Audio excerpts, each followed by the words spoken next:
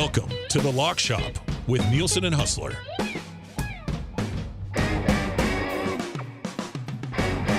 What is up, Lock Shoppers? Welcome to The Lock Shop on this Friday, July 25th. Iwanyk in for Dustin Nielson. He was calling the Stampeders Alouettes game from yesterday. He is now off camping, which is a very Dusty thing to do. If we all picture Dusty, we just think of him as a camper. Huss will be joining us momentarily as well here on The Lock Shop, presented by Play Alberta. Use the promo codes EST Sports. When you deposit $20, get a $50 free bet. Deposit $5 when you use YEG50, and you'll get a $50 free bet as well. Right now, the special bets, if you head to Play Alberta, playalberta.ca, download the app, click on EST Specials, the NFL special from the Grandes Parlays people, boys and girls, Baltimore Ravens to score 1+ rushing TDs in every regular season game this upcoming NFL season. That's plus 1,500. Jay and Matt's big play of the game. It's the Edmonton Elks covering 9.5. Cody Fajardo, 225 plus passing yards. Cody Fajardo, 2+ passing TDs, as well as a Curly Gittens Jr. anytime touchdown that is boosted to plus 505. You can get those only at Play Alberta with those boosts as well. We will build a lock shop parlay today when it comes to the 3 games left this week in the Canadian Football League. As we got Elks taking on the Riders, we got Bombers in Toronto, and you got Ticats against the BC Lions. You will see some people possibly moving back and forth into the camera. We're just cleaning up this place because this is the last lock shop. This is the last shows now of the day. They'll be the last ones ever in this studio. Morning show on Monday will be taking place in this office. Hangout will be taking place in this office on Monday, and then lock shop, Oilers Stream, EST Afternoons, Reed Wilkins Show will be live on location, BP's Westgate. Thank you, Reed. Got a little bit of foam for us. That will be happening. And then Tuesday, we're in the new office. So this is the final lock shop in our old place. Kind of sad. I'm also very excited to be moving on from here as well. So the boys, they're out doing a great job taking things down. And Jay, give me a nice little show. He's stuck with me today. Jay's going to get absolutely sick of me by the end of today. It's my day to buy dinner as well, Jay. Oh, yeah. I forgot about that because you doubled up. You didn't want back-to-back weeks.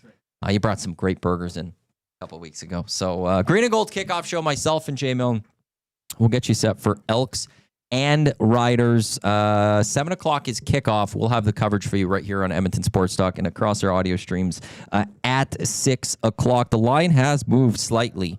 Very slightly since Cody Fajardo has been named the starting quarterback for the Elks. The line basically all week has been 9.5. It's now 8.5 for the Riders, so it's dropped by about a point. So the odds makers aren't thinking much of a Cody Fajardo change. I don't know. I should have paid attention to what the over/under was for this week. Right now it's 54.5. I don't know if that's gone up or it's gone down. I feel like it's been around that number most of this week. So I don't think they're thinking that the Elks offense is going to put up that many more points either to change things. But we'll have to see. 54.5 points. The Riders are scoring 30 plus, you'd have to think, based on what the Elks defense has given up. So can the Elks score 24 points against this Rider defense? I would think so. I think the over is probably something to look really good at when it comes to tonight's game. Bombers right now -6.5 against the Toronto Argonauts for the game tomorrow. That line has moved a little bit this week. The BC line still -3 against the Hamilton Tiger Cats on Sunday night. Let's bring him in on the show right now. It is Huss. Huss, how we doing on this Friday?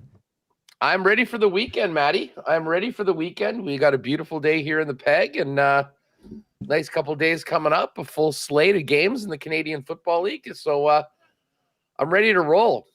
And I did enjoy the Blue Jays game last night too, by the way. That was yeah, I didn't. It's not my team, but one of our guys on the hangout was telling me that the backup catcher went into the game for the Detroit Tigers. Yeah, there's nothing better than when they put in a position player to pitch at the end. He's just throwing these 50-mile-an-hour meatballs across the plate. It was and the strike zone expands big time because the ump's like, let's get out of here. So this is it. That's a strike. Wrap it up, boys. Let's just, we all want to get out of here. We all want to go grab some drinks. What did you make of the Thursday nighter yesterday? Well, listen, it could be a really costly game for the Calgary Stampeders. I mean, Can it ever? the loss is one thing. But my God, I mean, losing Vernon Adams, we'll see how he is. Listen, everyone, you want to see the stars out there and playing, no matter what sport we're talking about. VA has been such a great story. I mean, he went into this week as the favorite for the MOP and then knocked out of the game. And I think you can probably make an argument that if he sticks around, they probably win that game. Yeah. And then the other one was Alford. Yes. I don't know if you caught him, but I mean, he caught that pass.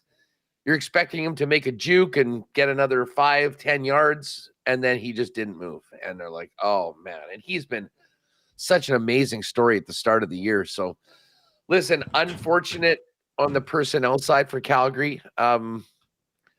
Listen, that's a game they probably wanted to have. I mean, it's not going to be easy to win the West. They had a great position where after beating Winnipeg twice in Saskatchewan.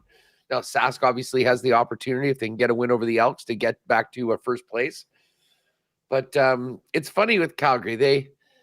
And listen, I think they set the bar so high over the last 3 weeks with the way they played against Winnipeg and Saskatchewan that was maybe unrealistic to expect that to continue week after week after week. And listen, they got some adversity last night. They took a loss. It's very crazy when you look at their record of the teams that they beat and then where they actually lost 2 home games to Eastern opponents. Yeah. In Ottawa and Montreal. But that's where we're at right now. I don't know. What about you? Yeah, I'm with you. Like the West one for the Saskatchewan Roughriders, it really gives them a nice opening right now. You've got the Edmonton Elks tonight. You go get that victory. You sit nicely atop the West Division. Now you're the question marks of, okay, what is happening with Vernon Adams? And I look, it's a tough situation to go in, so I don't want to read too much into it. But PJ Walker didn't exactly inspire confidence in me that he's going to be able to run that Calgary Stampeders offense the way VA was, right? Like, so that's probably going to see a step back in some way, shape, or form. But then losing Alford is a big deal. Like, this guy has been lighting it up the last few weeks. You know, the way he was playing, we're talking about maybe VA is MOP. I think Alford potentially was putting his name in contention for most outstanding Canadian / most outstanding rookie for this season with that start of the season that he was going. So very costly there for them. And then for the Riders, like I said, chance to take a claim. And then for the Bombers, like if you finish last week with what we thought, you're sitting there going, okay, the Lions do not look good. The Bombers maybe are without Zach Collaros for a period of time. And now you've got the Stamps and you got the Riders who are sitting at the top. And now what a span of 5 days makes, where now it's like, okay, well, what are the Calgary Stampeders going to look like? How long is VA going to be there? Zach Collaros is still healthy for the Winnipeg Blue Bombers. He's not missing time, so that keeps the Bombers closer to the Stamps and the Riders a little bit. It kind of flips the West a bit. But then if you look at this from an Eastern standpoint, the loss of Davis Alexander, you would sit there and you would think, okay, this is Hamilton, this is a situation for Hamilton to create a little bit of separation with Montreal. Any win that Montreal is going to be able to snag with MBT is extra gravy for them. And to do it against Calgary, who might have been the best team in the CFL at that point, this isn't going to be easy for Hamilton. Montreal's putting their flag in the ground saying, like, no, the East is still ours. It doesn't matter who our quarterback is. Yeah, we're better with Davis, but MBT will go in and we're still going to find a way to win football games. So it's a well-run organization right now. Listen, I mean, I know I kind of focused on the Calgary side just because we expected them to win and they had the injuries. But let's face it, that win for Montreal is massive. And what a confidence booster for Bethel Thompson. I mean, I think they had to realize that, with this hamstring injury and considering what happened with Alexander coming back and then getting hurt, they're going to need to give him some time away. So they're going to be rolling with McLeod Bethel Thompson. It could go one way or the other. I mean, listen, we can compare it to the Toronto Argonauts. Like, they don't have Chad Kelly right now. They're 1-5. Yeah. If you're playing significant time without your starting quarterback, you got to find ways to win football games. And that's a really big one for Montreal. And listen, let's give credit. I mean, Jason Moss, his staff, and the Alouette defense, they from the get-go this year, Maddie, they seemed like they had at least on the defensive side, a team that is, able to compete for a championship. And I think we agreed that the offense, when healthy, is probably right there as well. So pretty big win for them, certainly, as we get into the rest of the games this weekend. And I'm just looking for Montreal's schedule the rest of the way before Labor Day. Like, wins are going to be important. They don't play an Eastern team. It's all West. It started with Calgary yesterday, pick up the victory. Next week, they go... I just want to double check where they're going. They're playing Saskatchewan next week in Montreal, but they're playing Saskatchewan. They get Edmonton. Okay, right now with where Edmonton is right now, that's a little bit of an easier game. They go to BC, who BC's already beaten them, and then they get Winnipeg. Like, it's not a stretch right now where you're looking. Feel free to walk by, Benny. It's not a stretch right now where it's even an easy stretch right now for the Owls. So any win that they can go get is huge for them. So grabbing that one to start this, where you're without Davis Alexander for a period of time, to get that first win just helps them that much more. Because I'll say an Edmonton win for sure there. If I had to guess, if they could snag one more win between Saskatchewan, BC, Winnipeg, and go 3-2 in a 5-game stretch there without Davis Alexander going into the bye week of Labor Day, that's really nice for the Montreal Alouettes. So they set themselves up really, really nicely, I would have to say, with that victory against the Stampeders. And the Stamps will bounce back next week. They go to Ottawa, who's already beaten them. But we'll see what it is with PJ Walker. It's a Thursday game again for Calgary. As for Ottawa, they're coming off of a bye. So it's not even like they get the advantage of a week off and getting a team on a short rest. They're the team on the short rest, an argument. Do you think, just speaking of Ottawa, because they're not playing this week, they're 1-6. Mm-hmm. They're going to get an angry Calgary team coming in, looking to avenge their loss at home, not to mention get back in the win column. I'm kind of thinking that this might be a make or break game for Bobby Dice as the head coach. I thought he might have been fired this week, to be honest with you, and give the Rick Campbell an extra, give the bye week to prepare for next week. But they go to 1-7. Can they keep going the way they're going? The argument that I think you could have if you're Sean Burke and the Red Blacks management is Drew Brown's health. That would be the one that I think that's the saving grace for Bob Dice, is that even when Drew Brown starts, he doesn't finish. He gets hurt so much that it's okay. What are you going to do when your quarterback's all consistently getting hurt and consistently not doing much? So, but what has Ottawa got the next couple? Calgary next week, Toronto the week after, Winnipeg the week after that. I would have to think that Toronto game, if it's not Calgary, it's that Toronto game. Dropping to 1-8, and when you have a coach like Rick Campbell sitting on your staff, one of these next 2 weeks, I would agree. The Red Blacks need to snag a victory. Otherwise, I'd almost be a little shocked if there isn't any sort of change there. Let's take a look at the game tonight. You got the Edmonton Elks in Saskatchewan, -8.5. Yesterday there was 9.5 as the news was breaking with Cody Fajardo. So the line has moved 1 point. What chance do you give the Edmonton Elks of keeping this within a touchdown tonight? Well, listen, I think it's likely that Saskatchewan wins this football game. Obviously, they're like a -500 money line favorite. I think we're going to find out a lot about this Elks team, though, how they, rebound from, a really rough start to the season. And I still think back to that game against BC on just how miserable it was. Like, there's a lot of guys that are making some pretty good checks that have come in with high expectations that just haven't cut it.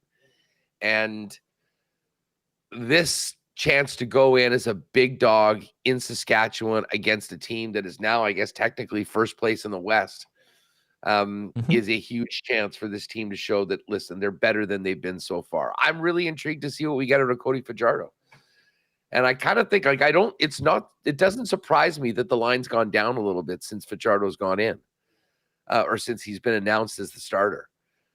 I do think Saskatchewan, there's part of me that can see Saskatchewan sort of running away with this one, but like we've seen over and over again, there are big upsets. And listen, these guys are professionals. I think Killam will be ultra focused on getting just getting things going right in the right direction. And Cody's going to have a big part of that. Like, what are your expectations for Fajardo? Well, I'm expecting, especially because the Riders they struggle in the passing game defensively, just like the Elks do. And right, straight up at this point with where he is in his career, he's a much better passer than Trey Ford is. Trey Ford has shown glimpses, but he's a much better passer consistently on a consistent basis than Trey Ford is. That I would expect that we're going to see an offense that is a little bit more heavy on the pass. And you still got, even though the Riders are a great run defense, you still got to find a way to get the run going, so it doesn't make it that easy for the Riders defense to just know that they only have to focus on the pass. But Jay, he had a tweet yesterday that he's expecting to see a more open playbook that we haven't seen with Trey. That clearly there's maybe more confidence from Jordan McSimic and Mark Killam that Cody Fajardo could go execute more plays than Trey can in terms of the playbook. So I think, look, in the game against BC, Cody came in and he didn't exactly look great either. Like, I'm not going to sit here and say that he was fantastic in the BC game, but that game was completely lost. I expect Cody to be able to move the ball a little bit more consistently down the field. I expect him when they desperately need not to have a 2-and-out to find the way to get that first down. I just don't know if he's going to be able to lead an Elks offense to scoring 35 points. And to me, this Elks offense is probably going to have to score 30-plus points to beat a Riders team, because I don't exactly expect the Elks defense to, with a snap of a finger, be that much better than what we've seen this season. They've also lost Royce Metier. They lost Bynum in the secondary, so they're out 2 starters. Now you could argue, hey, maybe the backups are better because they weren't producing as is. Jake Serezna is still there, but I expect more points from the Elks. I just don't know if it's going to be enough for them to win this football game. The thing I wonder, and I'll throw your way a little bit on this as well, though, is I wouldn't have thought this yesterday, but with the result that we saw with the Owls beating the Stamps, maybe this changes things. Could this be a possible trap game for the Riders, where they start looking ahead to their next opponent, being the Montreal Alouettes? They saw what they did to the Stampeders, a team that beat the Riders in Saskatchewan. Is that the opening that the Elks maybe get? Is a Riders team that starts looking, it's just the Elks. We're sitting atop of the West. We'll stay atop of the West, and then next week we get Montreal. That's where we could really establish a claim here. Interesting thought. I mean, the only thing I think we can kind of compare Sask to is the team last year under Corey Mace that started off 4-0 and then went 2 months in the middle of the season without winning a football game. So listen, maybe they've learned their lesson, and obviously, they did have that tough loss to Calgary that I'm sure they'll be looking to be better on. But I mean, I think that this is if the Elks are going to be in this football game, it's going to be on them to be much better. Like, I don't think you can count on Sask. Hey, we're in a really good spot. Let's just get by. And you mentioned the run game and the run defense for the Elks. I mean, that is going to be a big, big test because that's a great point. They do love to run the football with AJ Ouellette.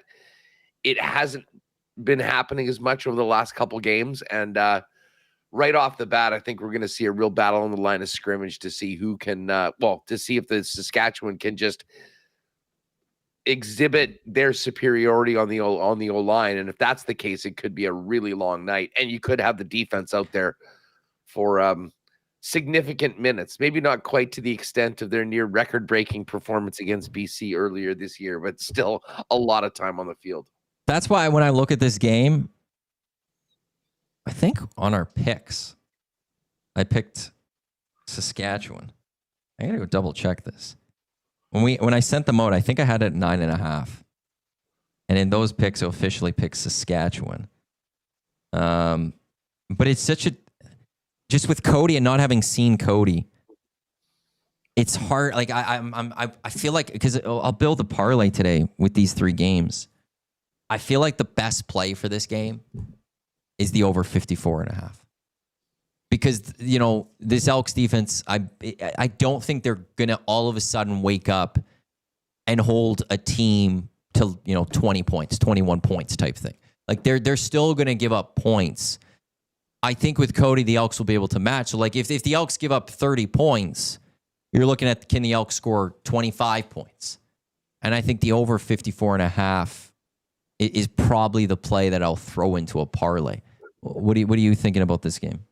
I mean, listen, it's a big number. I'm sort of with you. I think Sask is going to get theirs. And I think the Elks, I mean, they should have a lot more juice at their offense with Cody in there. It's amazing to me that he's never played in Saskatchewan since he left. I heard him saying he fully expects there to be some boos. But I have a feeling there's still some Rider fans that hold him in high regard and will welcome him back. He'll be really motivated to show what he can do and potentially earn and keep a starting job right now. So I like the way you laid this out. I mean, can the Elks get 24-25? Because we got a pretty good idea that Saskatchewan's going to be putting up 30. It's always fun to bet the over and to cheer for the over. A whole lot of points. And both of these two games, I mean, with the high numbers, this one tonight, and then that, 55.5 for Hamilton and BC on Sunday night. Could be plenty of fireworks in these two games. So I took Edmonton. Although, especially after seeing Montreal win last night, it's yet another game where the line moved one way and the team that it moved away from won. So if you want to do a little test here, folks, just think about this. I'm not necessarily making these my picks, but the line moved toward Edmonton. So if you have Saskatchewan minus 8.5, what did you say the Bomber line was when you were reading that out? 6.5. That is absolutely crazy. So it's now moved for more than 3 points to Winnipeg.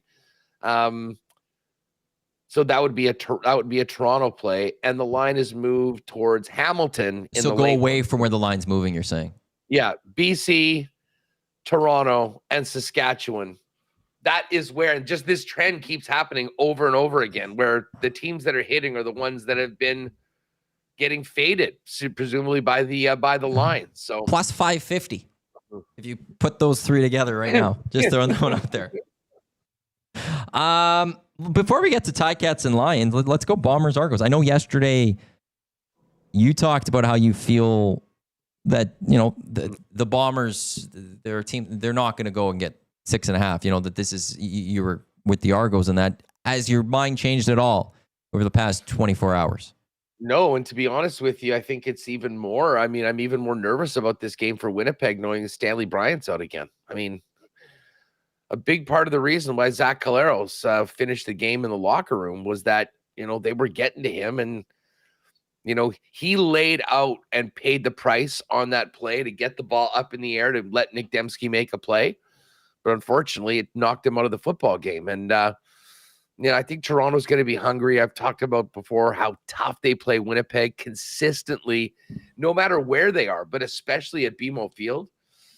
So the fact that this has moved from 3 to 6.5 is sort of crazy for me. I mean, I'd love to see the Bombers win, but I think if they do, I mean, they're not going to be running away for it. They're going to have to earn this victory. And listen, it wouldn't surprise me if the Argonauts won flat out. I mean, I won't be touching that right now, but I think the Argos are definitely the play at plus 6.5.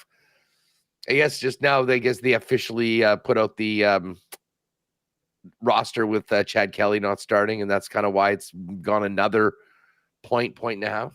Yeah, it's I would guess that it's both of, you know, the status update of Caleros. And then he comes back, so it shifts one way. And then, you know, at the start of this week, it did seem like there was a chance Chad Kelly would be ready to go. And then it switched the other way. And then that's another switch that goes in the Winnipeg perspective.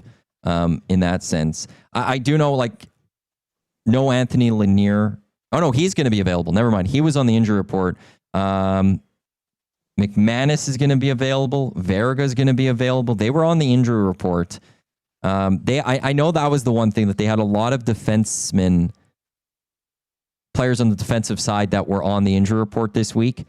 It looks like only a few guys are out. Brian Cox Jr., Hansen, as well as Hergott, all on the defensive line, will not be playing.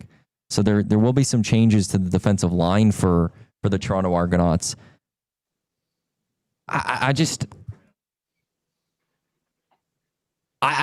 you know, the Bombers have got to be pissed off. the Bombers have to be pretty annoyed that they just lost their last 2 games to the Stampeders. I feel like we're going to see a game where the Bombers are just going to tee off on the Argos, and they're going to let out some frustration. And this might be an Argos team with some of those injuries right there. No Chad Kelly that are open for it.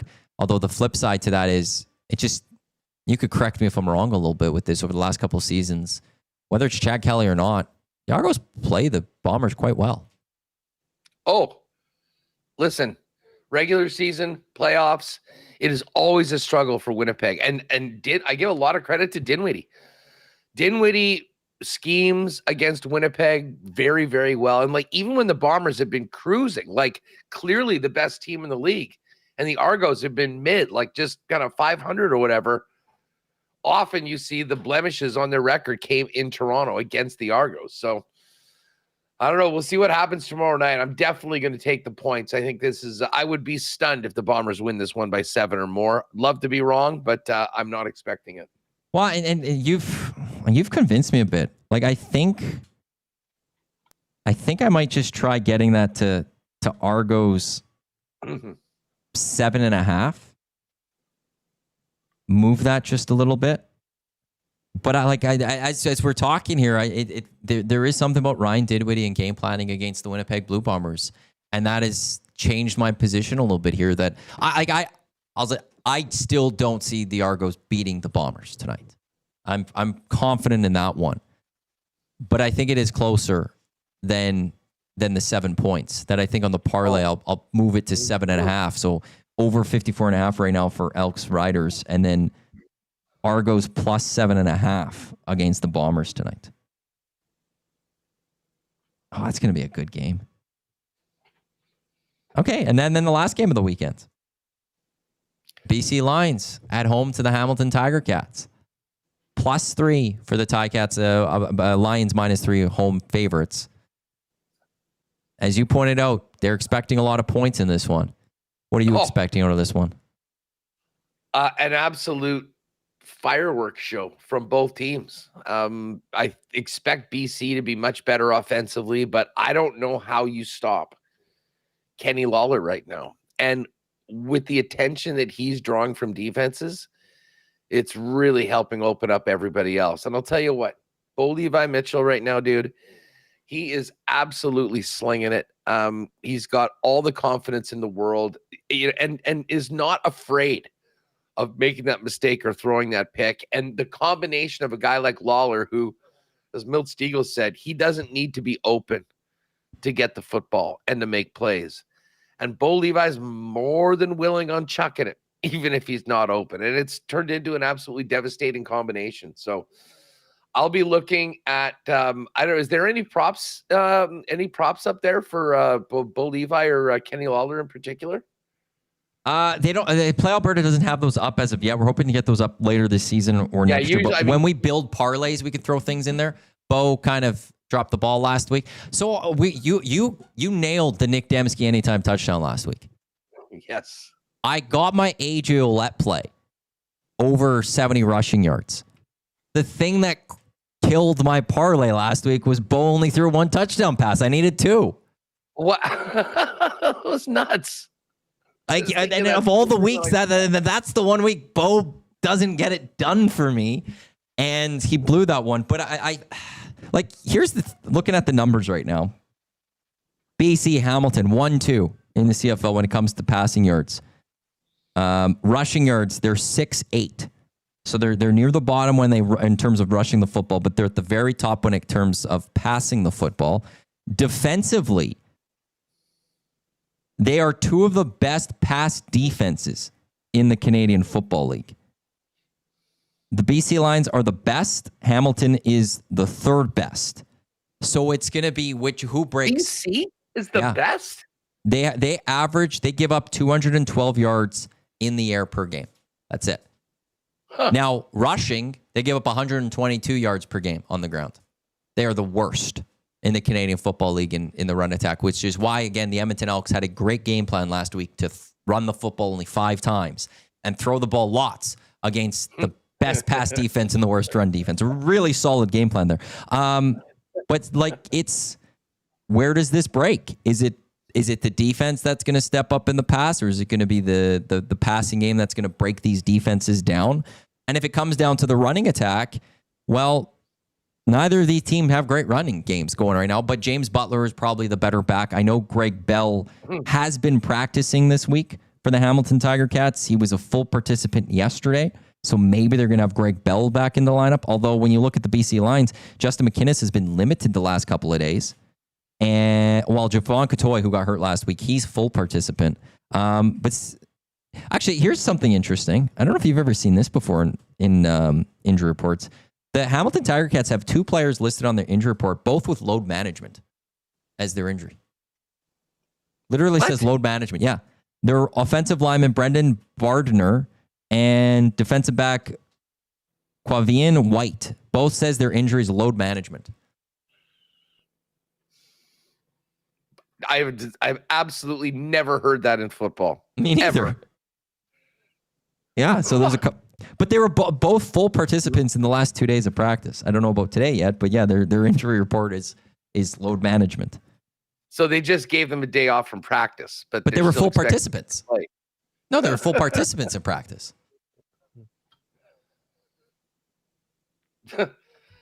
Are these guys going to play on Sunday? I have no idea. I'll find out later today. I've never heard or seen load management when it comes to football, but the injury report from the Ticats is load management. So, okay, so +3 for the Ticats. They're +121 on the money line. The BC Lions -161 on the money line, -3 overall. Where do you lean towards this one right now, huh? I think I still like Hamilton. I think I still like Hamilton in the points. Although I could be convinced on just going for the nuclear offensive game and take the over, 55.5, I think the number is. I mean, I think both teams could potentially get 30 points in this game. I agree. I like the BC Lions right now. Well, we talked about this a little bit yesterday. I guess for both teams, you could put an argument that they're both kind of somewhat in fraud watch a little bit.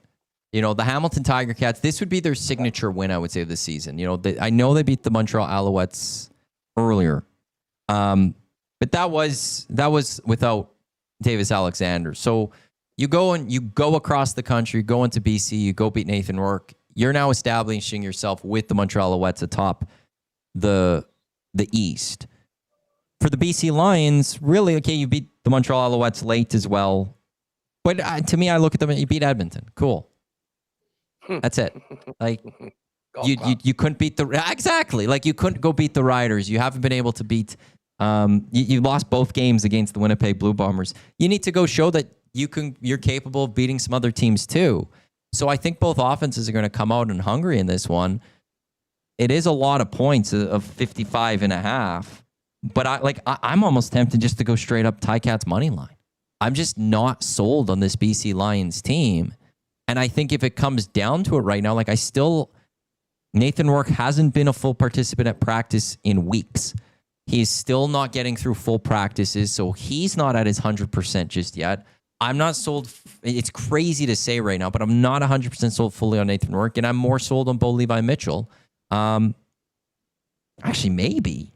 Here's the thing. Maybe I'll throw into the parlay. If I did, here's to get your thoughts on this now here. If I do Elks Riders over 54.5. Okay. Argos +7.5. Am I dumb for doing this and should just take the over instead? Or what if I put in Bo Levi Mitchell, Nathan Rourke, both 2+ passing TDs? I love that. I love that. And I think we're going to see it. I don't know what the number would be on that, but I think you're probably looking at both quarterbacks to go over. It's probably a better number for sure. And that's another basically way of betting the over, but just in a different way. 2 passing TDs for both QBs. I love that. I think both would do it too. Like the only fear I have on that one would be Rourke using his legs and running into the touchdown. But even then, I think he could still run for 1 and throw for 2. They're gonna need a bunch if they're gonna hang with Hamilton. Maybe that's what I'll do today. I'll do a Bo Levi, Nathan Rourke, both 2+ passing TDs. I'll throw in the Elks and Riders over 54.5. I'll bring down the Argos to 7.5, and that's what I'll look at a lock shop parlay for today up at Play Alberta. That's that. I hope it's what we're expecting. Like, the worst thing that's going to happen is on Sunday, we're going to see this defensive battle between these two teams. It's going to end up being 13-11. Yeah, the 17-14. It'll be a great defensive game, but we'll be expecting this fireworks show, and it won't happen because that is the Canadian Football League sometimes. So there you go. There's the CFL games. Elks, Riders, Bombers, Argos tomorrow. Ticats, Lions on Sunday. We've got you covered right here on Edmonton Sports Talk with the Green and Gold kickoff post-game shows tonight. Myself, Jay, 6 o'clock. We'll have the kickoff show, and then we'll have the post-game show as soon as it ends, wrapping up the action between the Elks and the Riders. What else are you paying attention to this weekend, Huss? Well, listen, I'm definitely going to be following this series with the Blue Jays and the Tigers. I mean, they exploded last night. Big Ernie Clement with the 3-run shot, and man, that Lauer, what a start! I mean, you have that high leverage series with the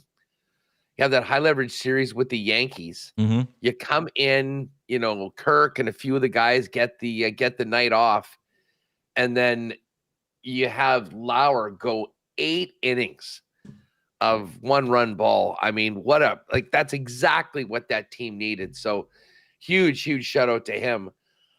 Just looking at what do we have for pitching matchup tonight? Probably Berrios, I would imagine. Yeah, Berrios going up against Montero.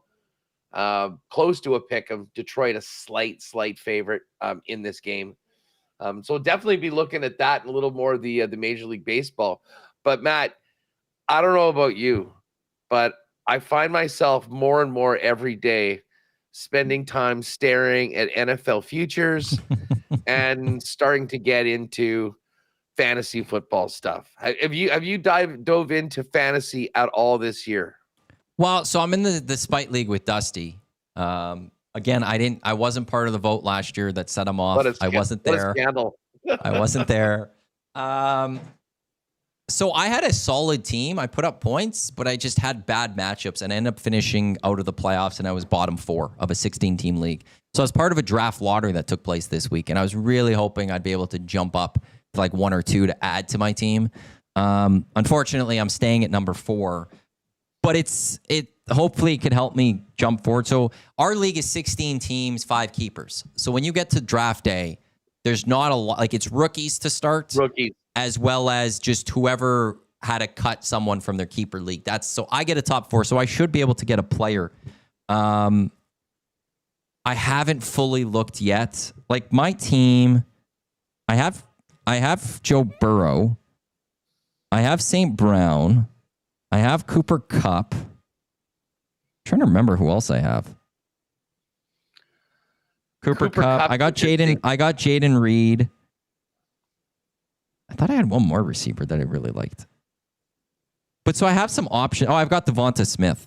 So I've got some players to choose from. But then I got that top pick. But I haven't fully dove in yet. I'm just trying to keep an eye on what rookies maybe I want to go for. What about you? Where are you looking at? Like, are you a keeper? Well, I mean, listen, the rookies, the rookie rankings are key. And I mean, if you go into, I think Fantasy Pros has a good has a really good, just sort of a synopsis of a bunch of people's rankings together. Dynasty rookie rankings. I'll pull this up. Obviously, number 1 off the board is going to be Ashton Jonty, who could be, I mean, he could legitimately be a top 5 fantasy player, just like right out of the gate, not necessarily with rookies. That Marion Hampton from the Chargers, the running back, is going to probably be the 2nd pick. But I mean, if you're on the clock at 4 and are looking for, I guess probably the top rookies go right off the bat, I would imagine, in that scenario. For the most part, they go. But again, there's usually like 1 or 2 players that weren't kept that are worth also jumping on. Mm-hmm. But yeah, generally the rookies. Like, this year, there won't be a quarterback that anyone's like. Cam Ward's not going to go early. Cam Ward in my league will still go probably 2nd, 3rd round or something like that. But it's those skilled positions of running back, wide receiver.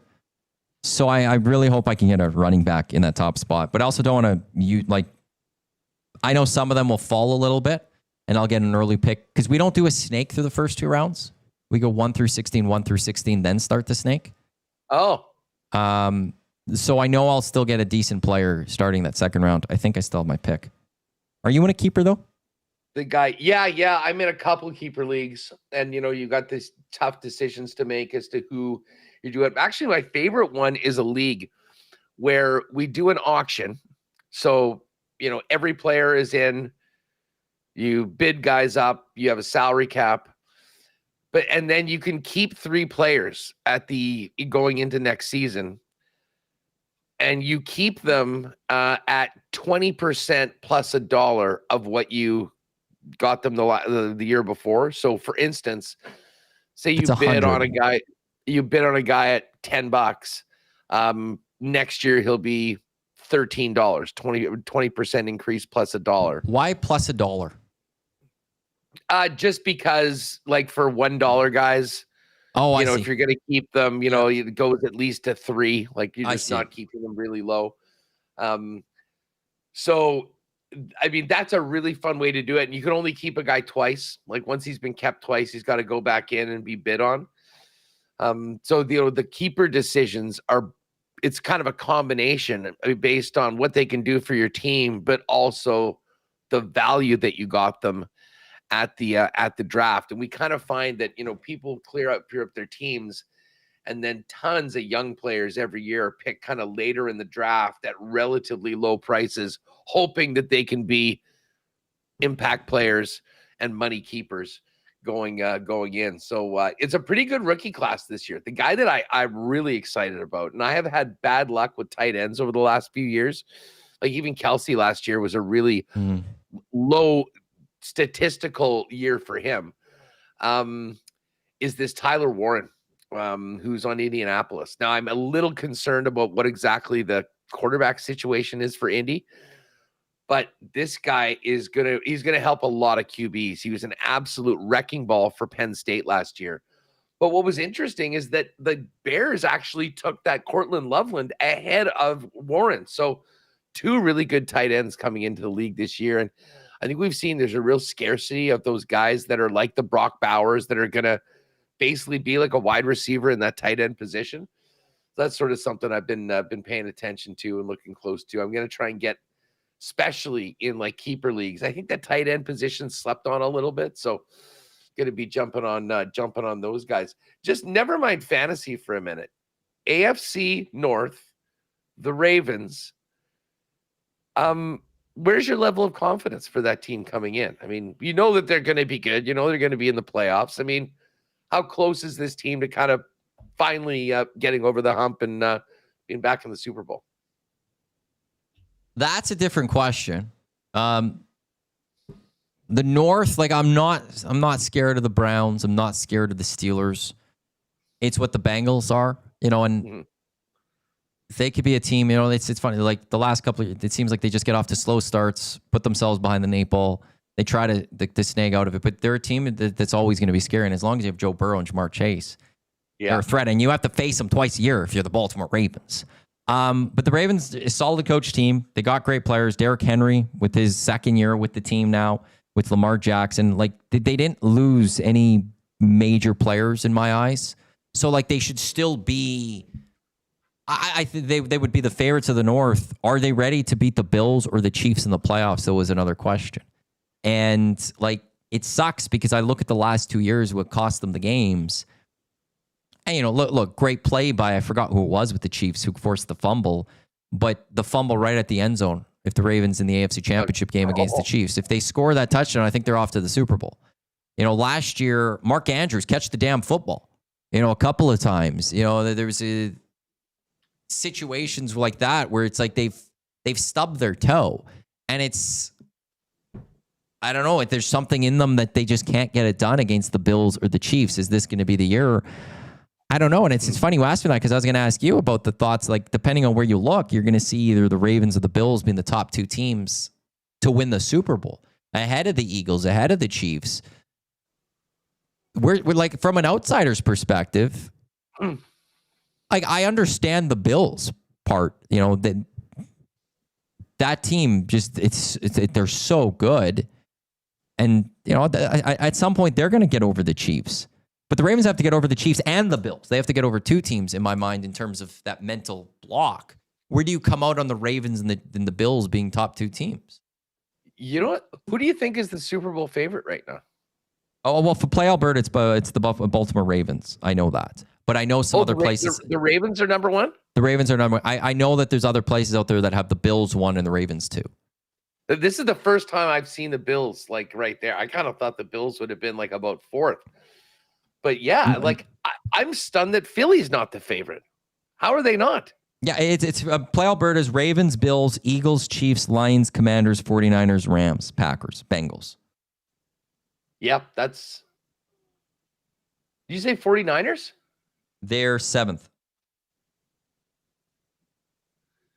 Interesting. And what are the totals? Like, what's the number on the Bills and the Ravens? Plus 640 for the Ravens, plus 665 for the Bills.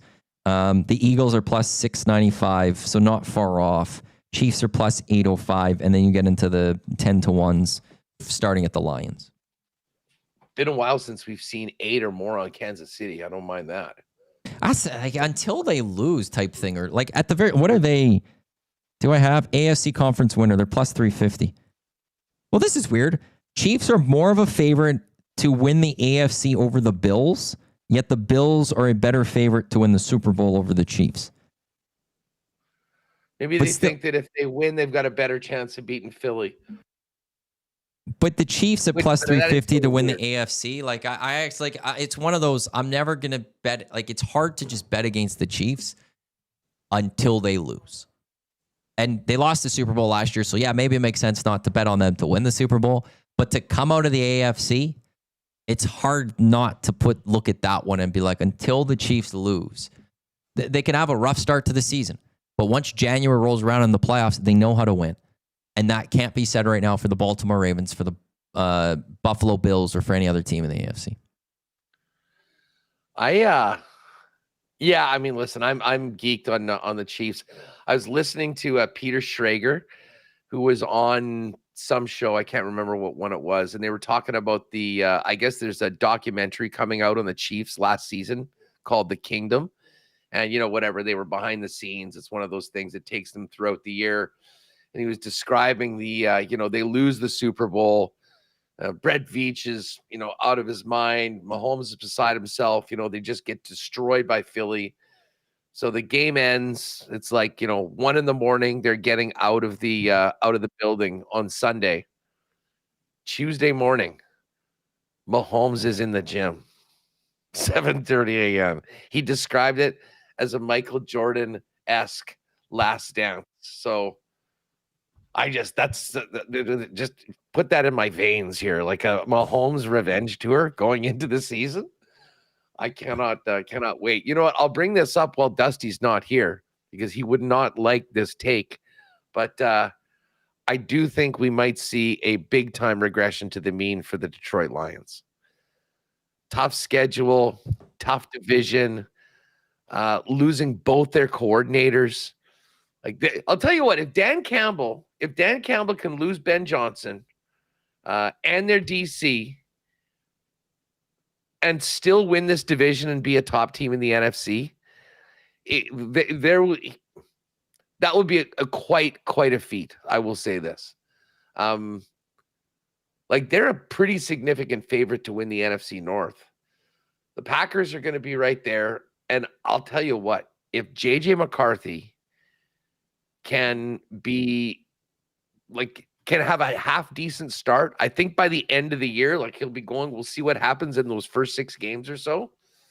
I think the Vikings are really live in that division as well, because personnel wise, outside of the quarterback, I mean, they really do have one of the most complete rosters in the NFL. And the question is, last year it was Sammy Darts who had this monster season, and what happened? They go 14-3.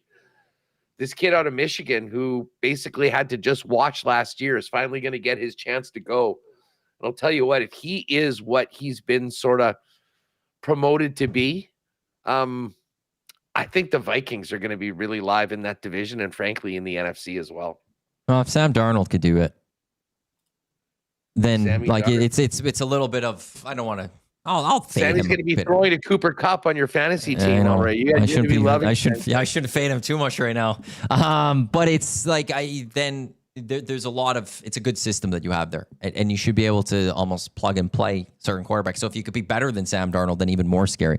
For the Lions, I got the one thing that concerns me with them is with Dan Campbell. I do love the riverboat gambler style of him. Like, he's willing to take those chances. He's willing to go more with the gut on calls that maybe aren't exactly traditional that we have seen, but it also will bite teams at times. And I wonder if this might be a year that when he starts doing that, which he will, this is one of those years where it bites them more than it hasn't in the past. And maybe that's what brings them back a little bit, because you're not getting that from too many other teams. Although I sort of hope it keeps working, because I want more coaches to do it. I love the coaches that are aggressive with their play calling in these senses. And when it falters or fails, then those coaches stop doing it and other coaches don't want to do it. So yeah, when's the Hall of Fame game? Is that next weekend?